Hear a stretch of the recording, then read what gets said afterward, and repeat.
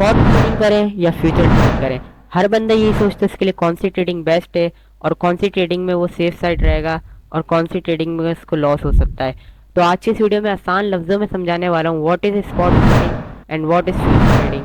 और आप लोगों को भी वीडियो देख देख के समझ आ जाएगी कि आपको स्पॉट ट्रेडिंग करनी है या फ्यूचर ट्रेडिंग करनी है या दोनों ही आपके लिए बेस्ट हैं। तो चलिए अच्छी वीडियो स्टार्ट करते हैं।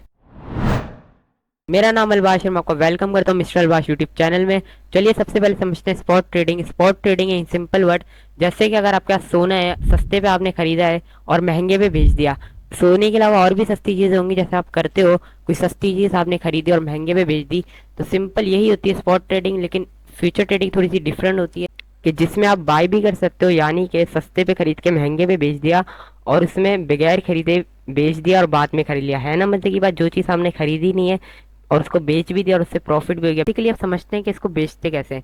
आपने अपनी एक्सचेंज को बोला कि मिसाल के तौर पे एक सोलाना है जिसकी कीमत इस वक्त $100 चल रही है, तो मैंने अपनी एक्सचेंज को बोला कि इसको बेच दो अभी।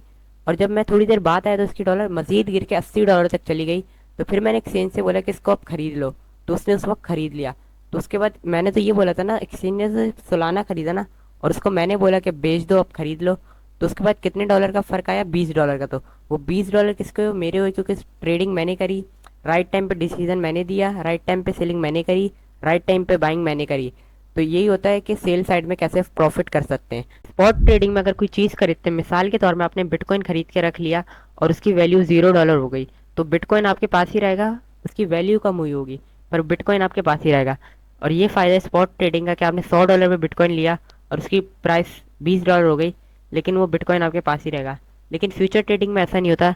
फ्यूचर ट्रेडिंग में अगर आपने $100 पे खरीदा और उसके बाद मार्केट गिरने लगी और आपने 10x लेवरेज ली हुई और 10% मार्केट में मूव आ गया, तो आपका लॉस हो जाएगा 100%। तो ये थोड़ा रिस्क होता है फ्यूचर ट्रेडिंग में। लेकिन मैं लेवरेज को बुरा नहीं कह रहा, अगर आप इसको समझ के इस्तेमाल करते हो तो आपको इससे बहुत फ़ायदा हो सकता है और थोड़ी सी अमाउंट से ज़्यादा परचेजिंग कर सकते हो। मिसाल के तौर पे अगर स्पॉट ट्रेडिंग में आपने $100 पे कोई चीज़ बाय करी और उसकी प्राइस $120 हो गई, तो आपका मार्केट में बना 20%, तो आपका प्रॉफिट हुआ $20 का।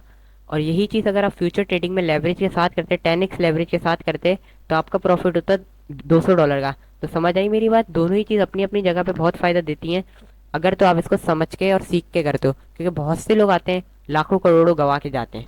थी आज की वीडियो, उम्मीद है आप लोगों को सही से समझ आ गई होगी। मिलते हैं अगली वीडियो में। अल्लाह हाफिज़।